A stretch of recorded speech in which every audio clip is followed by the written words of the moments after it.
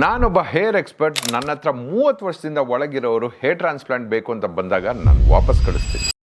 ಯಾಕಂದ್ರೆ ಅವರಿಗೆ ಕೂದಲು ಉದುರ್ತಾ ಇದೆ ಅಂತ ಅಲ್ಲ, ಇನ್ನೂ ತುಂಬಾ ಕೂದಲು ಉಳಿದಿದೆ ಅಂತ. ಸಿಂಪಲ್ ಆಗಿ ಉದುರುವಿಕೆ ಇನ್ನ ನಿಂತಿಲ್ಲ ಅಂತ ಹೇಳ್ಬಿಟ್ಟು ಹೇರ್ ಟ್ರಾನ್ಸ್ಪ್ಲಾಂಟ್ ಮಾಡೋಂತ ಡಿಸೈಡ್ ಮಾಡಿರ್ತಾರೆ. ಇವತ್ತು ಹೇರ್ ಲೈನ್ ನೀವು ಹಾಕ್ಸಿದ್ರೆ 10 ವರ್ಷ ನಂತರ ನಿಮಗೆ ಏನಾದ್ರೂ ಮತ್ತೆ ಹೇರ್ ಬೇಕಾಗಿದ್ರೆ ನಿಮಗದ್ ಸಿಗಲ್ಲ.